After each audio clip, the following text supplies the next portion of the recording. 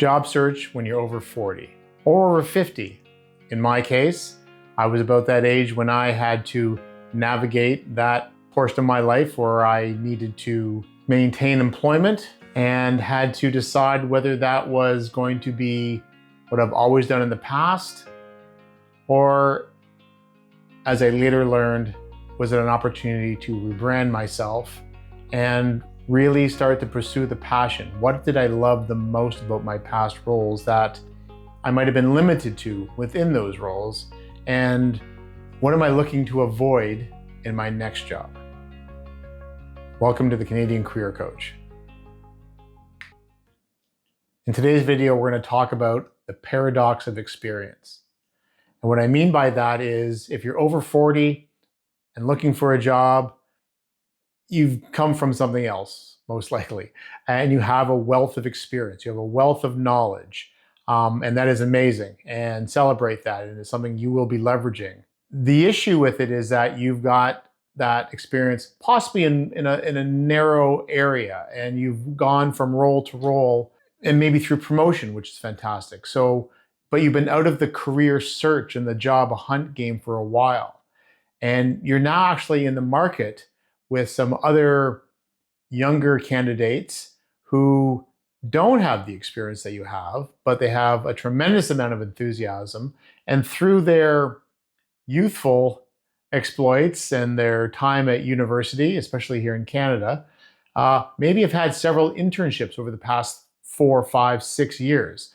They have every season had to go out and get a new job. They are very well equipped. They've worked with career coaches like myself who get them very ready for resume writing, cover letter, interview prep, networking, how to apply, job search techniques, and they are attractive to employers. So you've got this great experience being over 40, but you might not have experience in job search, and that's the paradox. You're almost, I don't want to say overqualified, but it's something that you can't just rest on your laurels. You can't just talk about you've done something for 20 years or 15 years. It's what are you going to do with it for that firm? Pace of work is moving and the acceleration of technology is at a blinding speed these days. So having done something for 20 years doesn't necessarily mean you're up to date and are the most current. And you need to speak, yes, to your experience in doing that thing, but the skills you developed along the way that's going to help maintain your currency going forward and the value you're going to bring to that company. As someone farther along in their career who's looking to re-enter the job force, instead of having to reinvent yourself or invent yourself, depending as younger candidates will have to do as they're introducing themselves to the job market, you've been in it for a while. So now you're looking back and you're reporting, defining, communicating what your value has been. And there's 3 main things you want to focus on. One of them, as we've talked about before, is your why. What gets you out of bed every day? What excites you? Why does your resume look like it does? Not necessarily what you want your career arc to be, as some people who are younger would work on. You can look back now and know your why, because it's driven you and guided you across your very experiences. And it'll be very comfortable for you to communicate that. You won't be selling, you'll just be telling. And that's a much comfortable way of communicating. The second piece is going to be talking about your passion with that and how you want to pivot and act on that. You talked a bit about it in your why, what gets you out of bed, but now what do you want to do with that? And maybe it's similar to your past role, but maybe you want to take it in a different aspect. I used to help people with technology, and now I want to help people with career search. I like to solve creative problems in the financial sector, and now I want to do that in sustainability projects. The role I'm going to may seem new in some aspects, but the skill I bring to it is core. But how does it relate to the employer? Imagine anything you're ever saying to an employer or a recruiter, at the end of every sentence, they say, "So what?" How would you answer that? Or hopefully they don't need to say "so what" because you answered that or you discussed that in your story as to how you want to apply your passion skills to their company and to the role. As you're putting together your resume, you'll start reviewing these pieces that, what was important to you to put down on that piece of paper? What are you going to write down that you want to embrace and take into your next role? Just because you did it in the past and did it well, or it was your responsibility, doesn't necessarily need to be the thing that is being added to your application. What you're going to be looking to do is taking the pieces of the roles that you're looking to do now. Again, if you were all about spreadsheets in the past and the new role is all about team building and communication, well, those are the things you want to lean into. If you've got experience from several decades, you've probably got a long laundry list of things that you're experienced and skilled at. But question if you really need to take all that with you. When you're moving house, before you move everything out of the basement, do you really need to take it all? It's all yours. You own it all. But maybe there's some baggage there you might want to get rid of or give away. And you really just want to take what's truly important to you and what's going to make the next phase of your career enjoyable. And I'll be getting into specifically how to create that wording on your resume in a future video. I've been making these videos based on what I'm seeing from my current clients and where their head's at. And actually, resume was one I was going to do next, but just with the uncertainty that's going on these days and the shift that's been happening in the job market and people entering it at a time in their life when they didn't think they were going to, I thought a video on the personal brand and sort of touching on the networking as well for those of us over 40 that need it right now. So thanks for joining me today. Looking forward to going through more detail. And if you are enjoying the video to this point, please consider hitting the like button and subscribing to make the algorithm happy. Again, I sound like a broken record. I'm not doing this to get 1 billion subscribers and to make money on YouTube. Lots of those people have of my age. There seems to be a groundswell of folks over 40 developing YouTube channels these days. I just want to spread the word of what I know around career search. I've been successful at it. I love doing it. It's a role I've moved out of. I've promoted, if you will, through different roles. And my current role doesn't require me to do that anymore, but I still miss it. And YouTube and videos like this allow me to provide career coaching at a much larger scale. Hopefully, if you're clicking the like and subscribe button, it'll be much larger. I just want to help those that are out there and are maybe feeling uncomfortable with all this. And any questions you have for me, please throw them down in the comments. Please reach out to me. I read and will respond to every comment. I promise. And I will answer any questions that you have and suggestions for future videos, things I wasn't clear on in past videos. It's all fair game. My job in doing this is to help you and answer any questions you have. There's basically 3 different ways that you may move in your career. You may want to stay exactly where you are and just re-enter the workforce, maybe at a slightly larger firm or maybe in a different location in another part of the country. That's fairly straightforward. There is still a need to do the networking and the research and your applications that make yourself stand out and to communicate very clearly your value proposition. The second thing you could do is change either your function or your industry. Changing a function could be, I work in the technology sector in marketing, and now I want to move into accounting because I work closely with the accountants and I learned a lot of things and I'm good at it now. That can be a challenge. You have to demonstrate very clearly where you haven't had that specific title, but you did that work, or the skills that you learned at the role that you had make you a very strong candidate because there's a lot of overlap to that different function. The other thing you might want to change is I want to keep the function. I want to stay in marketing, but I don't want to work in technology. I want to work in finance. I want to work maybe in banking. And I want to work with a different type of product, but the function I do should be the same. Again, speaking to what you loved about your past role and how you would translate that into a new sector will be critical for that conversation.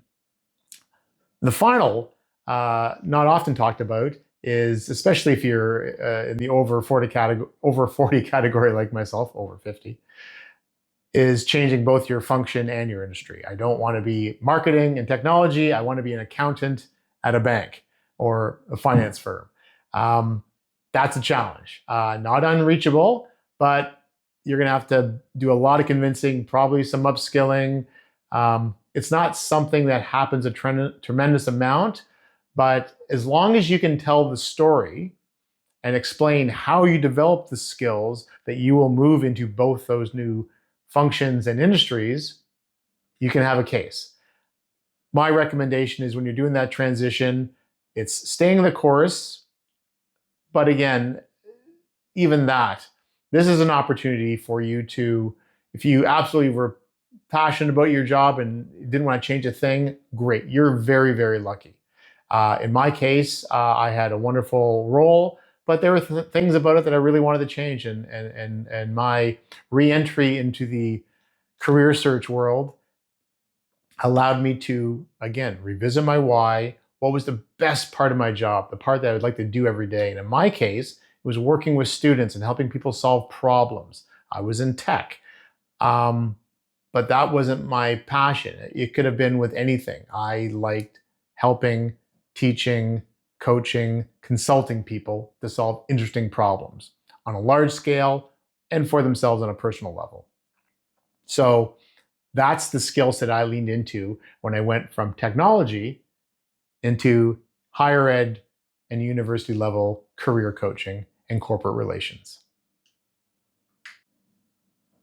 And if you're not changing functions and you're just changing the industries, it's almost a bit easier. You are an expert at doing, whether it's accounting or marketing or sales or operations. And now you want to take it to a larger scale. You want to move from pharmaceuticals into technology. You want to move from, consumer packaged goods to real estate. But you know the tools, and now you are bringing your excitement. And everyone's going to be learning something day one on the job, and be okay with that. Be okay admitting that. But there are some things that they don't have to teach you day one on the job, which is what makes you that great experienced hire. So you're going to be talking about how your experience with the industry is going to allow you to move functions easily because you know all the players already. Or you can talk about how your move from one industry to the other is going to be smooth because you know the skills very, very well. And now you're just going to be working in a slightly different environment. As long as you've got the story and you can speak to it honestly, you're going to do fine.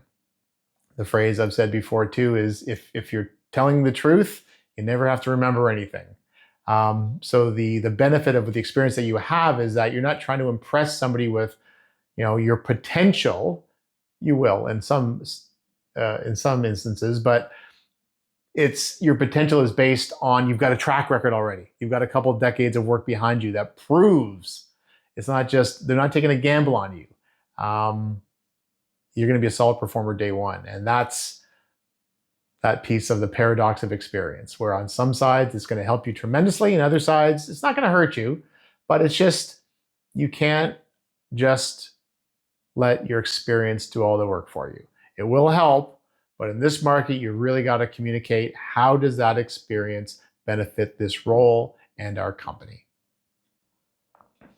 And the last piece I wanted to mention is that continuing of networking. Again, networking is sort of the get you in the door is what it's consider that. But truly, regardless of where you're at in your career or the age you're at, networking should never really be ending. Networking, as I've talked about before in my previous videos, networking is research. It's not job search. You can be using it to learn more about a company that you will be applying to. It will help with your job search eventually, but that's not the initial piece of it. You're not just talking to people that will hire you. You're not just only talking to someone who can specifically do something for you to get you into that firm. You're talking to people to learn something. You may have a discussion with somebody who teaches you something that makes you want to run away from that job or that company. It sounds terrible. And that's invaluable information to have. So networking is something you'll always do. You're at the job. You've been successful, but maybe you're looking at moving departments at the company or moving up the ladder. That is all networking. That is letting people know your value proposition, your brand. So that will help you move forward. Networking never really ends. But if you haven't done a lot of it and you've had, you've moved easily through a company or through companies, but now you're looking at doing a change and you're over 40 and you haven't networked in a job, in a career advancement type framework before, this is the time to get back into it. It will be a bit different. Again, going back to that paradox of experience, you may not have a lot of experience with this, but you've got to be very open. That's the trick with this one, is that when you're younger and you're networking and you're trying to learn more, doing that research, you're talking to maybe more established folks in the industry to learn their wisdom and get their sage advice. In your case, when you're reaching out to do networking, you might be talking to people younger than you. And that's okay. They will be able to give you information that you need. Are they going to be able to hire you? Maybe not. The vast majority of people you talk to on LinkedIn or through networking can't hire you unless they're a recruiter. And as we've talked about before on LinkedIn, they're not always easy to find because when people know they're a recruiter for a firm that's a target of theirs, they get pinged a lot. A lot of requests come through. But being open to reaching out to anybody, regardless of their age, even if you would consider yourself their mentor in a past life, in a past role, don't let that put you off. They've got insight that's going to help you with your research. And again, this is about doing the research. So, in my case, put the ego aside a little bit. Talk to people that are executing on that very well. For the thing that you're looking at doing, they may be more experienced, even though they might have been only in the workforce, a decade or two less than you. They've got an experience possibly that you've actually never had. That with gaining that insight as part of your research, with your vast experience, is going to make you an outstanding candidate. So be open to getting that advice and feedback from anyone you're networking with. All right, folks, thanks so much for joining me for this video. I just wanted to cover that one piece of the paradox of experience. It's been bouncing around in my brain for a while. Love to get your thoughts on it, or if you'd like to get some more information and I can delve into it even deeper in a future video, I'd love to do that. I've done that with my past videos when I did the why video, and I realized I really didn't do a good enough job explaining how to get your why, just how important it is to have.